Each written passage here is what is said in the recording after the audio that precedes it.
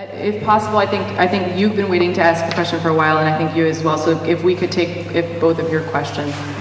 Yeah, I just wanted to introduce myself. I grew up in Fall River, and when I was 27, my parents were about 66, both went bankrupt. We had a small business. It was in trouble for 20 years. I know everything that happened in terms of having to stiff suppliers, stiff salespeople, laying people off. I got bill collector calls when I was in grad school at Stanford. The thing that shocks me is, well, in the first place, in this room, how many people have been bankrupt or have had their parents go bankrupt? Okay, few. I think I would like it if you folks discussed what has happened to the communities that did go bankrupt. I mean, Providence, when it went bankrupt in the 30s, it did the most horrible thing. It cut the school year so that it had the shortest school year in the United States for decades. And that was done by bankruptcy.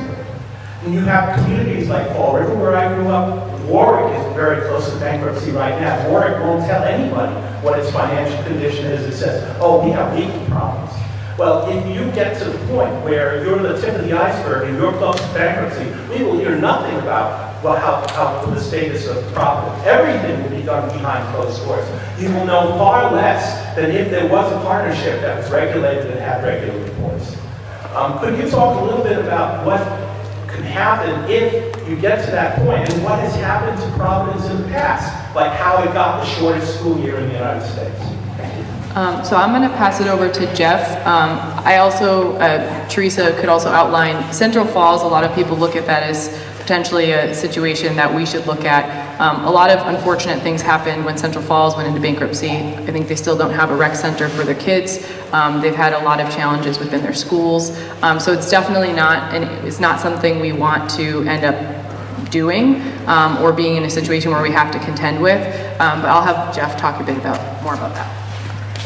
Bankruptcy is something we all should want to avoid, and that's part of the reason we're even here having these conversations, because it's not something that it would be very bad for Providence, for the state, for everyone who's a customer of Providence Water.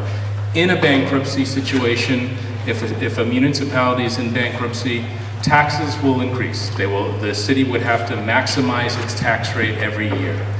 City services would be cut, rec centers would be closed, funding to schools would be cut. You mentioned the school year having to be cut. I assume that happened because of school funding cuts that were forced.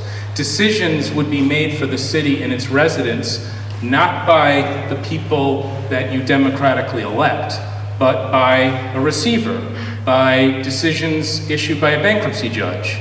And in addition to the cuts to services and the high increases in taxes and fees, the city would almost certainly be forced to sell assets. And that's where we all should be worried about Providence Water. If the city were ever in bankruptcy, the likelihood that Providence Water would be monetized in a very different way, in a much less kind and protective way than what we're looking into is very high.